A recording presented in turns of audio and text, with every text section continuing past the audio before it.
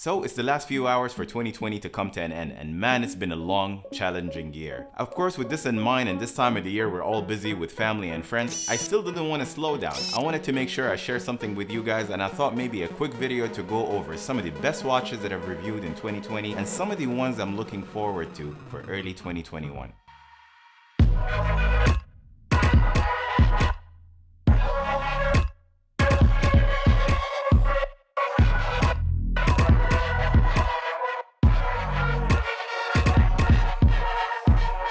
Starting of course with my AP, the 15500, which is a grail watch that I happen to achieve. Man, I love this watch. Honestly, it feels like the end game for me. I'm done. Actually, I'll take that back. I think I'm done.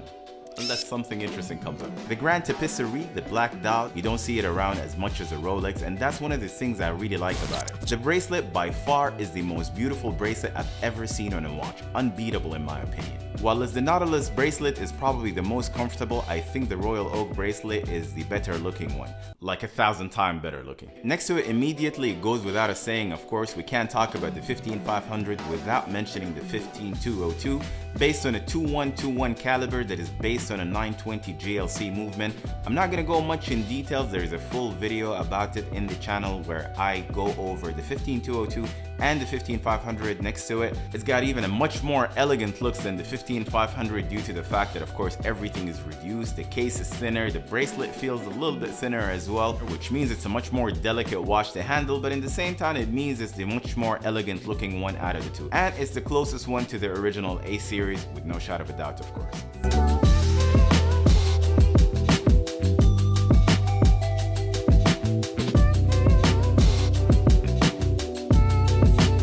At number 3, we've got the discontinued 5980/1A Patek Philippe with a white subdial. I mean, this is a big man's watch. During that interview, I couldn't even believe what I'm looking at up until I seen the white subdial. This is a big man's watch and it's extremely expensive. It's got a heavy price tag in the UAE, about 435,000 dirhams, which is equivalent to $118,000 you would pay for it pre-owned.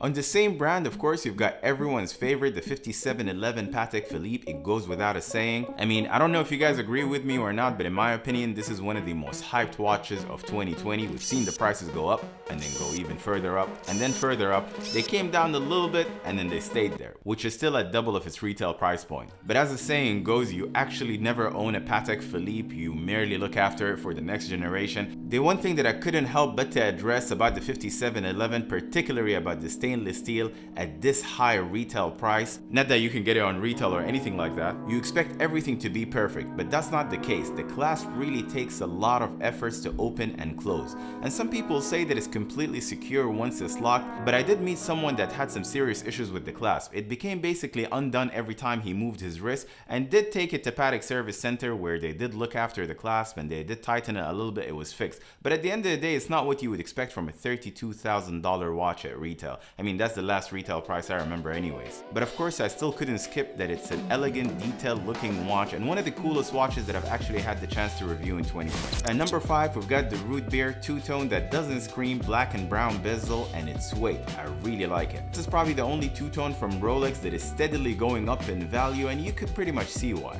At number 6, you've got the 124060, the new no date sub. This is probably the easiest Submariner you could get. I mean, it's still hard to get, but not when you're comparing it to the date variation or the Kermit. I mean, the Kermit is completely untouchable at the moment. You probably have better luck winning the lottery than getting a Kermit at retail now. I don't think that's going to be the case always. Eventually, there's going to be more orders being fulfilled, which means it's going to hit the market and the prices are going to even reduce for it. I mean, there's a lot of nice things about it. Rolex finally reduced the lug size. That was the point where everyone had complained about the previous lug size on the 114060 and the date variation. Yes, a wider bracelet and a longer clasp, but you get more room for adjustment, up to 20 mm, and you can't beat that clean dot. I mean, I really like it and prefer it over the date variation. And speaking of the new Kermit, Rolex brought back a color scheme that had worked in the past. It works now, this time just on a better movement, a better power reserve, and I really like how the new Kermit looks like. I hope to get one someday.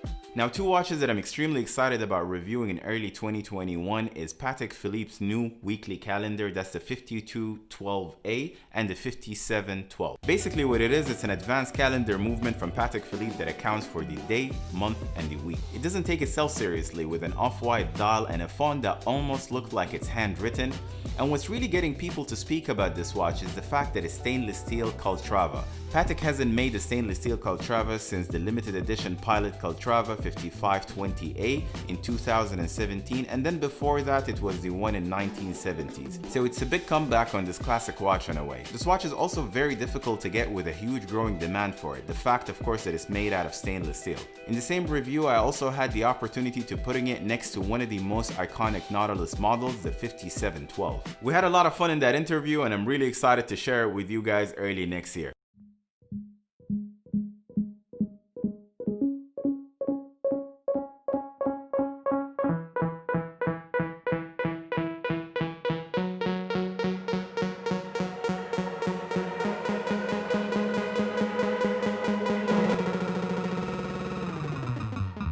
That is a zap for me, guys, for 2020. Happy New Year's to you, your loved ones, wishing you a strong, successful, healthy 2021. Don't forget to subscribe, turn on the notification bell for all the amazing content that I've planned for next year. Thank you for watching this video. Take care, and I'll catch you next year.